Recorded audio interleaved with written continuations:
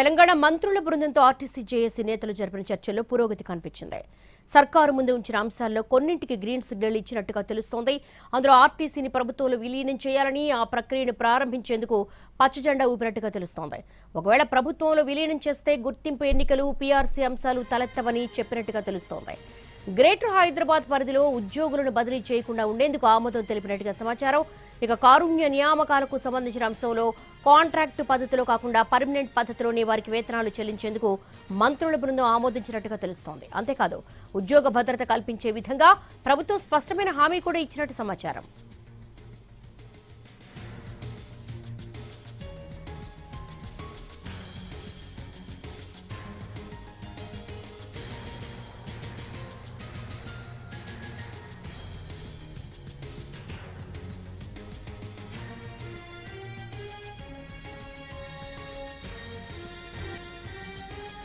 తెలంగాణ మంత్రుల బృందంతో RTC JAC నేతలు జరిపిన చర్చల్లో పురోగతి కనిపించింది. ప్రభుత్వం ముందు ఉంచిన అంశాల్లో కొన్నింటికి గ్రీన్ సిగ్నల్ ఇచ్చినట్టుగా తెలుస్తోంది. దీనికి సంబంధించి మా ప్రతినిధి రాధిక మరిన్ని వివరాలు అందించేందుకు లైవ్ లో సిద్ధంగా ఉన్నారు. రాధిక, కొన్నింటికి గ్రీన్ సిగ్నల్ ఇచ్చినట్టుగా తెలుస్తోంది. మరి మిగతా అంశాలకు సంబంధించి ఎలాంటి సొల్యూషన్ దొరికే అవకాశం ఉంది? రైట్ దేవి, ఉదయం నుంచి జరుగుతున్న ఆర్టీసీ చర్చల్లో ప్రభుత్వం కొన్ని అంశాలకు సంబంధించి గ్రీన్ సిగ్నల్ ఇచ్చినట్టుగా తెలుస్తుంది. ముఖ్యంగా విలీన ప్రక్రియ గురించి వాళ్ళు చాలా రోజులుగా ఇటు 2.5 సంవత్సరాలుగా ఏదైతే మేనిఫెస్టోలో పెట్టారో దాన్ని అమలు చేయాలని చెప్పి ఏదైతే ఆర్టీసీ జేఏసీ చెప్తుందో, ఆర్టీసీ కార్మికులు చెప్తున్నారో దానికి సంబంధించి ఒక పాజిటివ్ సిగ్నల్ అయితే వచ్చిందనే చెప్పుకోవాలి. ముఖ్యంగా విలీన ప్రక్రియకు సంబంధించి ప్రొసీజర్ని ప్రారంభించడానికి, అట్లాగే దానికి సంబంధించిన ఒక రూట్ మ్యాప్ని కూడా క్రియేట్ చేయడానికి ప్రభుత్వం అంగీకరించినట్టుగా తెలుస్తుంది.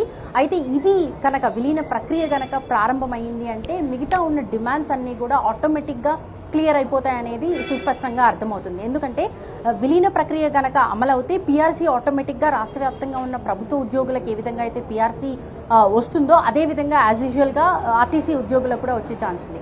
అట్లాగే ఆర్టీసీలో ఉన్న గుర్తింపు సంఘాలకు సంబంధించి గత ప్రభుత్వం రద్దు చేసిన గుర్తింపు సంఘాలు ఏవైతే ఉన్నాయో అవి కూడా ప్రభుత్వం ఆధీనంలోకి ఆర్టీసీ వచ్చినట్టయితే ఆటోమేటిక్గా ఆ సంఘాలకి మళ్ళీ పునరుద్ధరణ అనేది కొనసాగుతుంది.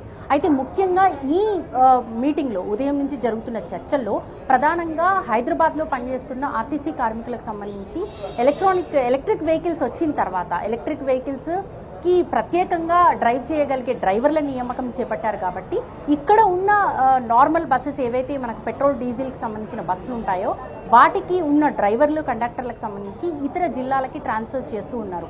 అయితే వాళ్ళకి ఇక్కడ నుంచి ఇతర జిల్లాలకు ట్రాన్స్ఫర్ చేయకుండా ఉండేందుకు ప్రభుత్వం అంగీకరించినట్టుగా తెలుస్తుంది. ముఖ్యంగా ఎలక్ట్రిక్ వెహికల్స్ ప్రభుత్వ ఆధీనంలో కనుక కొనుగోలు జరిగితే కనుక ఇదే డ్రైవర్లను కంటిన్యూ చేసే అవకాశాలు కూడా క్లియర్గా కనిపిస్తున్నాయి. వాళ్ళకి ఆ దిశగా శిక్షణ కూడా ఇచ్చే అవకాశాలు కూడా కనిపిస్తున్నాయి.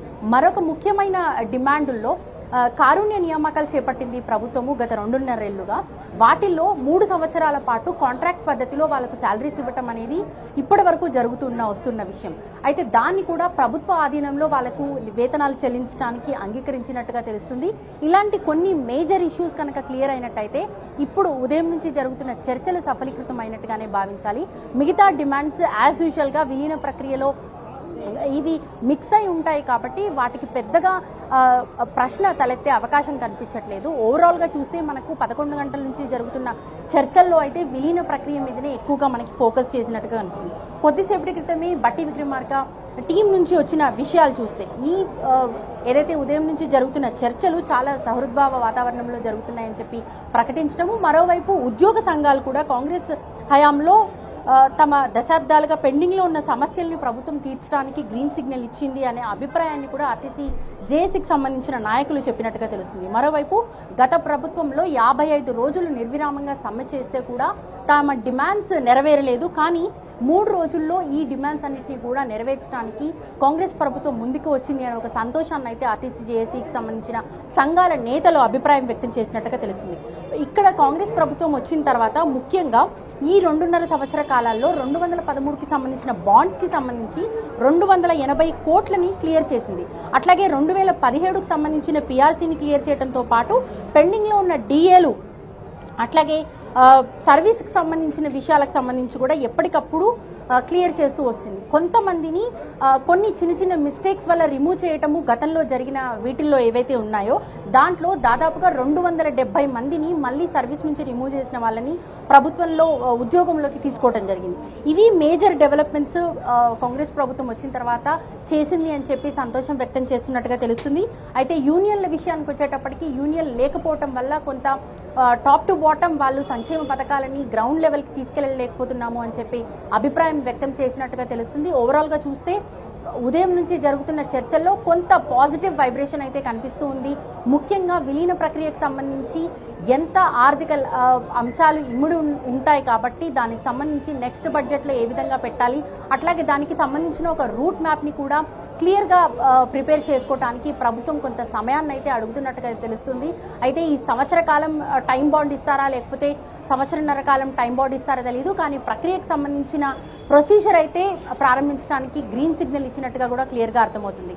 ముఖ్యంగా ప్రధానమైన ఈ 3 డిమాండ్స్ని కూడా అంగీకరించిన తర్వాత సమ్మెను విరమించడానికి ఆర్టీసీ జేఏసీకి సంబంధించిన నాయకులు ఎలాంటి అభ్యంతరాలు కూడా వ్యక్తం చేసినట్టుగా తెలియట్లేదు. అయితే మరి కాసేపట్లో ఈ చర్చలు కూడా ముగిసి సమ్మె విరమిస్తున్నట్టుగా ప్రకటించే అవకాశాలు అయితే చాలా క్లియర్గా కనిపిస్తున్నాయి దేవి.